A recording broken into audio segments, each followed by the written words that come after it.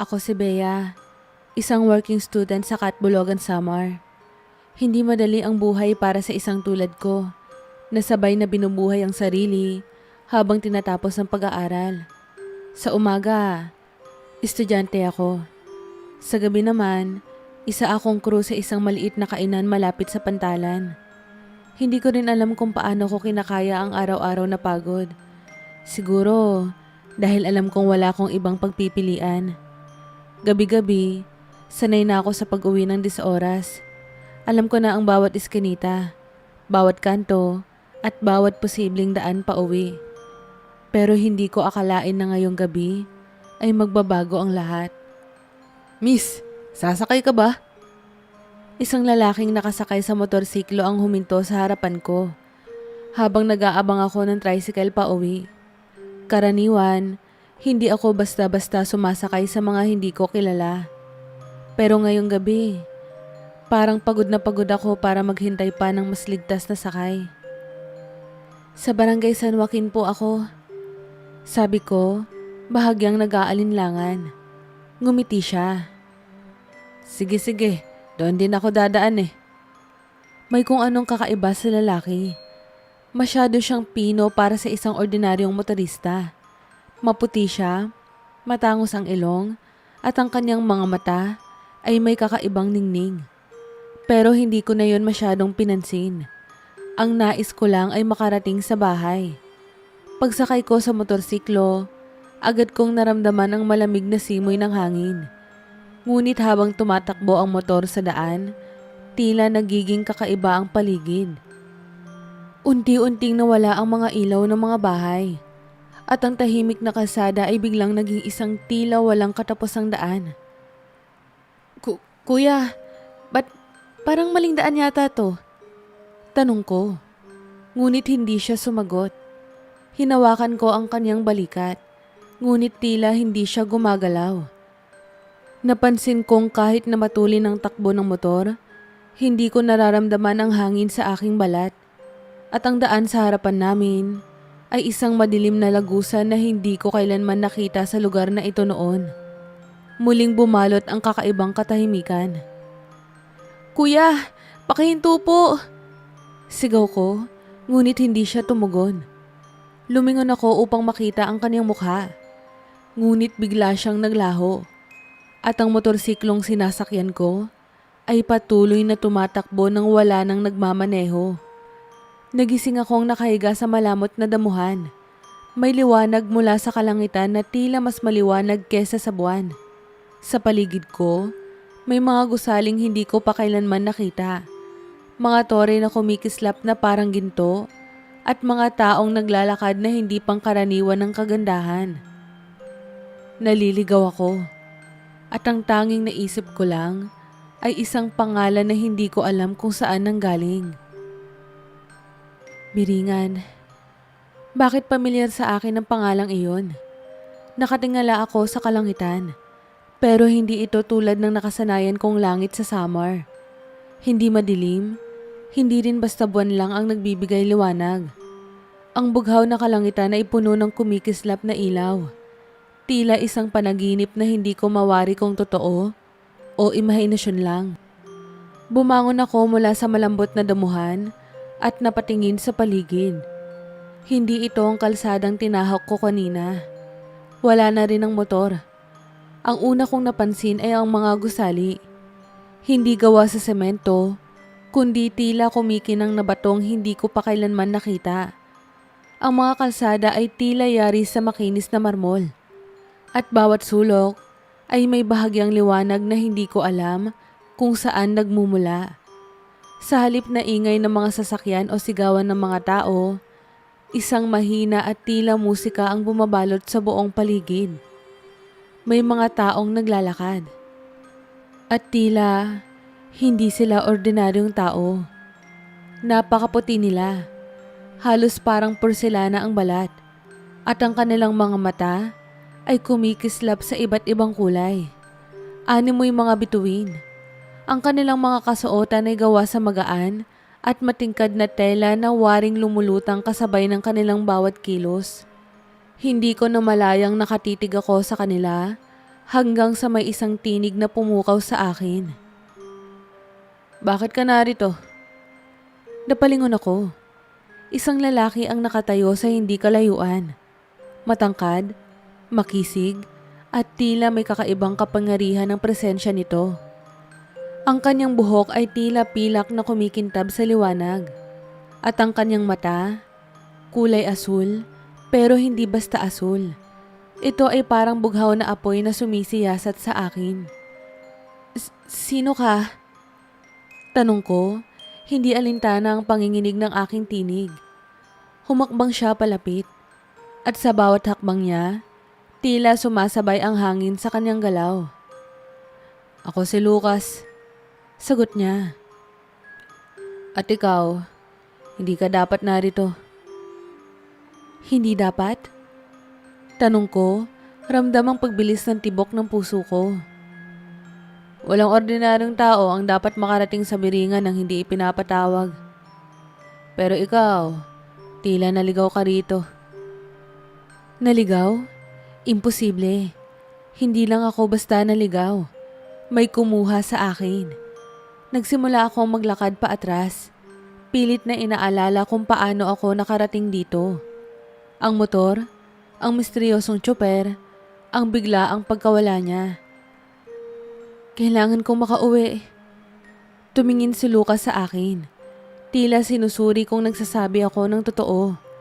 Pagkatapos ng ilang segundo, tumango siya.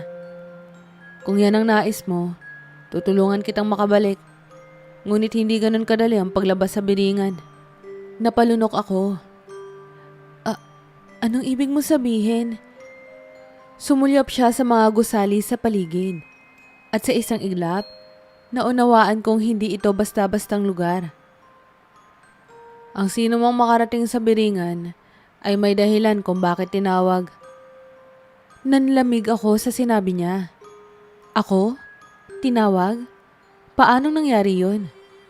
Habang naglalakad kami sa loob ng lungsod, hindi ko mapigilan ang paghanga sa ganda nito. Hindi ko naisip na may ganitong lugar sa Pilipinas, lalo na sa Samar. Paanong wala ni isang tao sa amin ang nakakaalam nito? Bukod sa mga kwentong nakakatakot ng matatanda, napansin kong wala ni isang sasakyan sa lugar na ito. Ang mga tao, o kung tao nga sila, ay tila hindi lumalakad ng ordinaryo. Ang kanilang mga galaw ay napakagaan. Para bang ang bawat hakbang nila ay hindi dumidikit sa lupa. Sa kabila ng hiwaga, walang anumang bakas ng panganib. Nilingon ko si Lucas. "Kung ganito kaganda ang Biringan, bakit natatakot ang mga tao sa amin rito?" Napangiti siya, pero hindi ito ngiting nakakatawa. May lungkot sa kanyang mukha. "Dahil may mga taong hindi na nakakabalik." Napahinto ako. "Anong ibig mo sabihin?" Tanong ko, biglang nakaramdam ng kaba. Muling tumingin si Lucas sa akin. Mas seryoso kaysa kanina. "Ang Biringan ay hindi isang ordinaryong lungsod, Bea. Isa itong paraiso, ngunit isa rin itong bitag." Hindi ko maintindihan kung bakit tila tumayo ang mga balahibo ko sa sinabi niya. "At kung hindi tayo magmamadali, baka hindi ka na makaalis." Sumama ang pakiramdam ko sa sinabi ni Lucas. Parang may biglang humigpit sa dibdib ko. Isang paon ng babala na hindi ko palubos maunawaan. "Anong ibig mong sabihin?" Tanong ko, unti-unting lumalamig ang mga kamay ko. Sa halip na sumagot, itinuro niya ang isang makitid na daan sa harapan namin. "Halika, may papakita ako sa'yo." At sa hindi ko maipaliwanag na dahilan, sumunod ako. Habang naglalakad kami sa makinis na marmol sa kalsada ng Biringan, napansin kong parang hindi ako napapagod. Wala akong gutom, wala akong uhaw. At kahit ilang hakbang na ang tinahak namin, ni hindi ako hinihingal. Lumingon ako kay Lucas. "Ano ba talaga ang lugar na to?" "Ito ang Biringan. At hindi lang isang lungsod. Isa itong mundo sa pagitan ng inyong mundo at ng amin. Napahinto ako. Ng inyo? Ngumiti siya ng bahagya, pero sa kanyang mga mata, may bahagyang lungkot. Hindi kami tulad ng mga tao. Muli akong kinilabutan. Mga engkanto. Mahina kong bulong. Tumango siya. Ngayon mo lang ba ito naisip? Doon ko lang napagtanto. Ang kakaibang ningning ng kanilang mga mata, ang tila lumulutang nilang mga galaw, ang lungsod na hindi natutulog, at ang malamig, ngunit nakakaaliw na simoy ng hangin. Hindi lang ito basta mahiwagang lugar. Ito ay isang mundo ng mga nilalang na hindi dapat nakikita ng isang katulad ko. Pagdating namin sa dulo ng daan, isang mataas na arko ang bumungad sa akin. Sa kabila nito, may isang hardin na parang hindi bahagi ng mundong ito. Punong-puno ng kumikinang na bulaklak at sa gitna ay may isang itinaling puno na tila pinipigilan sa paglaki. Ano to? Tanong ko. Lumingon si Lucas sa akin. Ang kanyang ekspresyon ay puno ng pag-aalala. Dito mo malalaman ang katotohanan. Humakbang ako papalapit. At sa paglapit ko, tila may bumubulong sa aking isipan. Mga tinig na puno ng panaghoy. Tulong! Nasaan kami? Hindi na kami makakabalik. Napaurong ako. Ano yun? Hinawakan ni Lucas ang balikat ko. Pinipigilan akong tumakbo. Sila ang mga tao na hindi na nakabalik. Nanlamig ang buong katawan ko. Anong ibig mo sabihin? Lumalim ang titig niya. Di lahat ng tao na napapadpad sa biringan ay nakakalabas muli. Parang may humigpit na lubid sa dibdib ko. Kaya ako narito. Kailangan mong makaalis bago maging huli ang lahat. Pero bakit ako? Bakit ako ang nandito? Tila nag-alangan si Lucas, pero sa huli, sumagot siya ng mahina.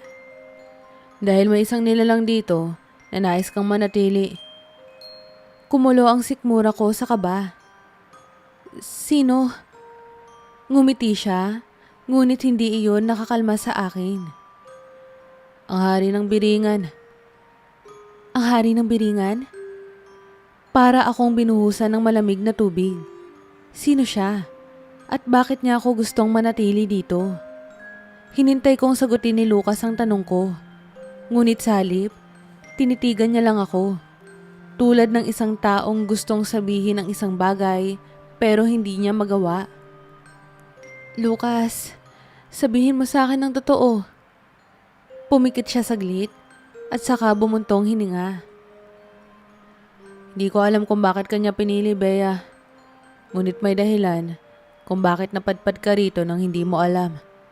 Hindi ito aksidente. Nagpantig ang tenga ko.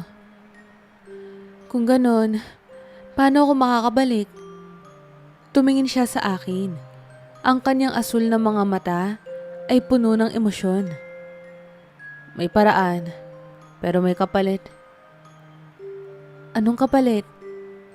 Kailangan mong labanan ang tawag ng biringan bago ito tuluyang humigop sa'yo. Ngunit habang tumatagal ka rito, mas mahirap nang bumalik. Bigla akong kinabahan. Ilang araw na nga ba ako rito? O linggo na? Hindi ko alam kung paano dumaan ang panahon. Hindi ko rin alam kung bakit hindi ko ito binibilang. Ang alam ko lang, sa bawat sandali kong kasama si Lucas, unti-unting nawawala ang takot ko. Sa halip na umalis agad, pinili kong manatili muna habang inaalam ang katotohanan. Ayokong tumakas nang hindi ko alam kung paano o bakit ako nandito. At sa mga araw at gabing lumipas, hindi ko na malayang unti-unti kong nakilala si Lucas. At unti-unti akong nahulog. Lucas, may tanong ako. Hindi ka ba napapagod sa pagiging tagapagbantay ng biringan? Tanong ko. Minsang magkasama kaming nakaupo sa ilalim ng isang mahiwagang puno na may kumikislap na dahon. Wala namang pagod dito. Sagot niya, nakangiti. Ang mga tulad namin ay hindi nakakaranas ng gutom, uhaw o kapaguran tulad ninyo. Ibig sabihin, hindi ka napapagod sa buhay mo rito? Nakita kong saglit siyang natigilan. Hindi ako napapagod. Pero minsan, naiinggit ako sa inyo. Napatitig ako sa kanya. Sa amin? Sa mga tao? Tumingala siya sa kalangitan. Dahil kaya niyong makaramdam ng sakit, lungkot, gutom, takot, at higit sa lahat, pag-ibig. Bigla akong natameme. Hindi ko inaasahan ang sagot niya. Wala bang pag-ibig sa biringan? Ngumiti siya, pero may lungkot sa kanyang ekspresyon. Meron, pero hindi katulad ng sa inyo. Lumipas pa ang mga araw at hindi ko mapigilang mapalapit kay Lucas. Hindi lang siya isang misteryosong engkanto na tumulong sa akin. Sa bawat pag-uusap namin, sa bawat gabing ginugugol namin sa ilalim ng mahiwagang mga bituin ng biringan, may isang bagay akong nararamdaman na hindi ko kayang ipaliwanag. Isang gabi, naglakad kami sa tabi ng ilog na kumikislap sa liwanag ng buwan. Walang ingay sa paligid, maliban sa malamig na hangin na pumapawi sa init ng balat ko. Hindi ko akalaing magiging ganito kaganda ang biringan. Mahina akong sabi. Ngunit hindi ito ang tunay mong tahanan. Sagot niya. Tumingin ako sa kanya. Alam ko, pero hindi ko rin alam kung bakit. Parang gusto kong manatili. Napahinto siya. Hindi ko alam kung gulat o lungkot ang nakita ko sa kanyang mukha. Bea, bakit hindi mo ako pigilan? Bakit hindi mo sabihin sa akin na huwag na akong umalis? Dahan-dahan siyang lumapit sa akin. At sa unang pagkakataon, naramdaman ko ang init ng kanyang kamay nang hawakan niya ang akin. Dahil kung ako lang ang masusunod, gusto kitang manatili. Tumigil ang mundo ko. Ang mga mata niyang asul ay tila sumisip-sip ng lahat ng nararamdaman ko. Para akong nalulunod sa isang pakiramdam na hindi ko pa nararanasan noon. Isang bagay na hindi ko alam kung pagmamahal o isang sumpa. Hindi ko alam kung gaano katagal kaming nakatayo roon. Hawak ang kamay ng isa't isa. Hindi ko rin alam kung bakit. Nasa kabila ng lahat ng dapat kong ikatakot, ang tanging nararamdaman ko lang ay kapayapaan. Pero biglang bumasag sa amin ang isang malakas na tinig. Lucas! Napalingon kami at isang matandang engkanto ang nakatayo sa di kalayuan. Mataas ang tindig niya at ang kanyang mata ay puno ng galit. Alam mong hindi siya maaaring manatili dito. Matigas niyang sabi. Bumitaw si Lucas sa kamay ko. Hindi ko alam kung yon ay dahil sa takot o paggalang sinalalang nakaharap namin. Alam ko. Sagot niya, mababa ang tono ng kanyang boses. Ngunit hindi pa siya handang umalis. Tumingin ang matanda sa akin. At sa isang iglap, parang may bumalot na malamig na hangin sa buong katawan ko. Hindi siya katulad ng ibang engkanto na nakita ko. Siya ay tila mas makapangyarihan, mas marunong, at mas matanda kaysa sa mismong biringan. Ilang linggo ka nang narito, Bea. At kung hindi ka aalis bago sumapit ang susunod na sikat ng araw, hindi mo maaalala kung sino ka. Para akong binagsakan ng langit at lupa.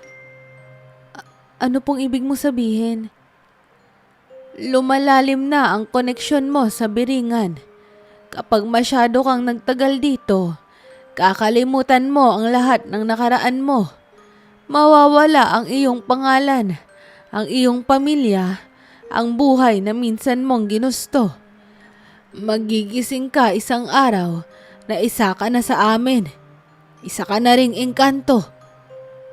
Nalaglag ang puso ko sa sinabi niya. Isa ng engkanto? Napatingin ako kay Lucas, ngunit hindi siya makatingin ng diretso sa akin. Alam mo ang tungkol dito, hindi ba? Tanong ko sa kanya, ramdam ang pagyanig ng boses ko. Dahan-dahan siyang tumango. Kaya nga gusto kitang tulungan makaalis. Mas lalo akong nanlumo. Bakit hindi mo agad sinabi sa akin? Saka ko lang napagtanto na tama ang matanda. Hindi ko na matandaan kung kailan ako huling nakaramdam ng gutom. Hindi ko na maalala kung ano ang eksaktong petsa nang dumating ako rito. At ngayon, hindi ko na rin maalala kung ano ang itsura ng sarili kong pamilya. Tila isang malakas na hampas ng alon ang bumangga sa akin. Kailangan kong umalis. Ngunit may isang problema. Dagdag ng matanda. Kapag umalis ka, hindi mo na rin maaalala ang biringan. Napatigil ako. Ano po? Bilang proteksyon sa aming mundo, lahat ng nakalabas mula rito ay mawawala ng alaala tungkol sa biringan. Hindi mo na maaalala ang lugar na ito, pati na rin ang mga taong naging bahagi nito. Nanlamig ako. Ang ibig mo pong sabihin, pati po si Lucas? Tumango siya. Mabubura siya sa alaala mo, para bang hindi mo siya kailanman nakilala. Parang sinaksak ang dibdib ko. Lumingon ako kay Lucas. At sa kauna-unahang pagkakataon, nakita kong puno ng sakit ang kanyang mukha. Kung aalis ako, mawawala ka sa alaala ko. Bulong ko. Walang salitang lumabas sa kanyang bibig. Pero kita ko sa kanyang mga mata ang sagot. May iba pa bang paraan? Tanong ko, desperado. Mayroon bang paraan para maalala kita kahit makabalik ako? Tumingin siya sa matandang engkanto. Ngunit umiling ito. Walang sino man ang makakatakas sa batas ng biringan. Walang nagsalita ng ilang sandali. Hindi ko alam kung paano ko ipoproseso ang lahat. Paano ako pipili? Paano ako magpapasya? Kung mananatili ako, mawawala na ako sa mundo ko. Mawawala na ang lahat ng nakaraan ko. Baka maging isa na akong engkanto. Isang nilalang na walang koneksyon sa dati kong buhay. Ngunit kung aalis ako, hindi ko na maaalala si Lucas. Ang mga gabing magkasama kami sa ilalim ng mahiwagang langit ng biringan, ang mga pag-uusap namin, at ang paraan ng paghawak niya sa kamay ko, lahat ng yun ay mabubura. Bea, mahina niyang tawag sa akin. Tumingin ako sa kanya. Ang aking puso ay parang pinupunit sa gitna. May isa pang paraan. Bulong niya. Napatingin ako sa kanya. Ano yun?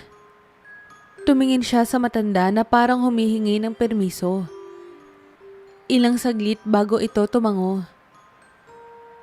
Maaari kong ipasa sa iyo ang isang bahagi ng aking kapangyarihan. Napakunot ang noo ko. Kapangyarihan? Kung pipiliin mong bumalik, mawawala ang alaala mo sa biringan. Ngunit kung may isang bahagi ko na maiiwan sa'yo, may pag-asa kang maalala ako. Napasinghap ako. Pero, paano mo gagawin yon? Tumingin siya sa akin. At sa isang iglap, naramdaman ko ang init ng kanyang palad sa pisngi ko. Kung ipagkakaloob mo sa akin ang huling halik, maaaring manatili ang damdamin, kahit na ang alaala mo ay mabura. Biglang bumilis ang tibok ng puso ko. Isang halik na maaaring magtali sa amin kahit na hindi ko siya maalala. Ngunit hindi ito tiyak. Dagdag ng matanda. Maaari lamang manatili ang pakiramdam, ngunit hindi ang alaala. Maaari mong maramdaman na may isang taong nawawala sa buhay mo, ngunit hindi mo malalaman kung sino siya. Napatingin ako kay Lucas at alam ko na pareho kaming nasasaktan. Bea, pipiliin mo bang bumalik? Bulong niya. Ang puso ko ay pilit na gustong manatili. Ngunit ang isip ko ay nagsasabing kailangan kong umalis. Pumikit ako. Dinama ang malamig na hangin na bumalot sa amin. Patawad, Lucas. Pero kailangan kong bumalik. Dahan-dahan, inilapit ni Lucas ang kanyang mukha sa akin. Ang kanyang mga mata ay puno ng sakit, puno ng pangungulila. Alam naming pareho na ito na ang huli. Pagdampi ng kanyang labi sa akin, isang matinding liwanag ang bumalot sa paligid. At sa huling pagkakataon, naramdaman ko ang kanyang yakap. Paalam, Bea. Nang idilat ko ang aking mga mata, nasa kalsada na ako. Sa isang pamilyar na daan, kung saan hindi ko maalala kung paano ako nakarating. At sa kabila ng lahat, may isang bagay akong hindi maintindihan. Isang pakiramdam. Parang may isang mahalagang bahagi ng buhay ko ang nawala. Bea, isang tinig ang bumubulong sa aking isipan. Malamig, malambing, at puno ng lungkot. Ngunit pagdilat ko ng aking mga mata, wala roon ang may-ari ng tinig. Nakatayo ako sa isang lumang waiting shed sa gilid ng kalsada. Ang paligid ay tahimik, maliban sa malayong ugong ng dumadaang sasakyan. Wala akong ideya kung paano ako nakarating dito. Pinilit kong alalahanin, ngunit wala. Ang huling naaalala ko lang ay ang gabing sumakay ako sa isang motor. Pagkatapos nun, blanko. Parang may puwang sa alaala ko na hindi ko mapunan. Isang bahagi ng aking pagkatao na tila hinugot mula sa akin nang hindi ko namamalayan. Napahawak ako sa aking dibdib. Parang may isang matinding kirot doon. Isang pangungulila, isang kawalan. Ngunit hindi ko alam kung para saan o para kanino. Lumipas ang mga linggo, bumalik ako sa aking buhay. Trabaho, pag-aaral, pag-uwi sa gabi. Pero may isang bagay na hindi ko maintindihan. Madalas akong napapahinto ng walang dahilan. Parang may hinahanap ako. Parang may dapat akong maalala. May mga gabi na napapanaginipan ko ang isang lugar. Isang lungsod na punong-puno ng liwanag. Isang hangin na malamig, ngunit malambing. At sa gitna ng panaginip, laging may isang figura. Isang lalaki. Matangkad, maputi, may mga mata na parang asul na apoy. Ngunit sa tuwing susubukan kong alalahanin ang kanyang mukha, naglalaho ito. At sa bawat paggising ko, may isang bagay lang akong sigurado. May isang mahalagang bahagi ng buhay ko ang nawala. Isang araw, nagpunta ako sa pamilihang bayan para bumili ng gamit sa eskwela. Sa gitna ng daan, may isang matandang babae ang nakaupo sa bangketa. Nagtitinda ng mga anting-anting at mga kwintas na may kakaibang hugis. Napatingin ako sa kanya at napansin niya na nakatitig ako sa isang kwintas. Isang tansong pendant na may ukit ng isang bilog na may lumang simbolo. Ngumiti siya. Maganda, hindi ba? Hindi ko alam kung bakit ako parang hinihila sa kwintas na iyon. Ano po ito? Muling ngumiti ang matanda. Isang anting-anting. Ginagamit ito para sa proteksyon mula sa mga engkanto.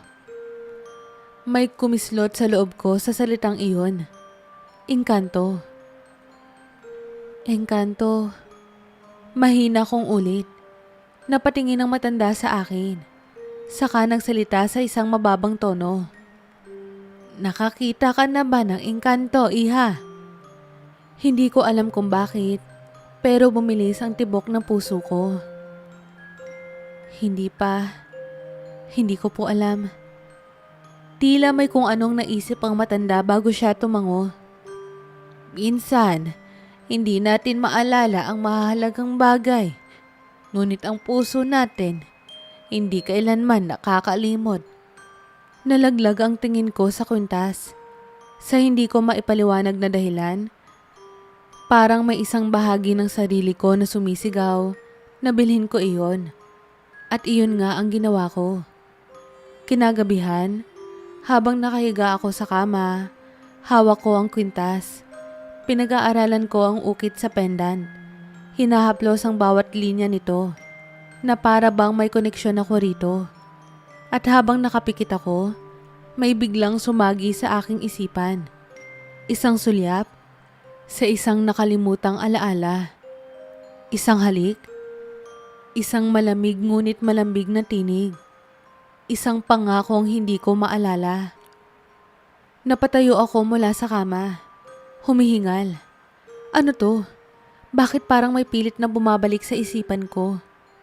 At sa isang iglap, may isang salitang biglang lumabas sa aking bibig. Isang pangalang hindi ko alam kung saan nanggaling. Lucas. Mula sa madilim na sulok ng silid, may isang aninong nakamasid. Isang nilalang na hindi dapat narito sa mundo ng tao. Napangiti siya nang marinig ang pangalan niya mula sa labi ng dalagang hindi na dapat nakakaalala sa kanya. At sa kanyang mga mata, isang bagong pag-asa ang kumislap. Naalala mo ako.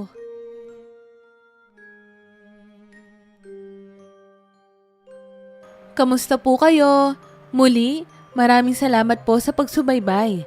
Huwag niyo po sanang kalilimutang mag-like at mag-subscribe. Hi po sa mga subscribers ko. Kamusta po kayo? At welcome po sa mga bago kong subscribers. Huwag po sana kayong magsasawang makinig sa mga kwento ko. Muli po akong taus-pusong nagpapasalamat sa inyong suporta. Hanggang sa muli po. Have a nice day.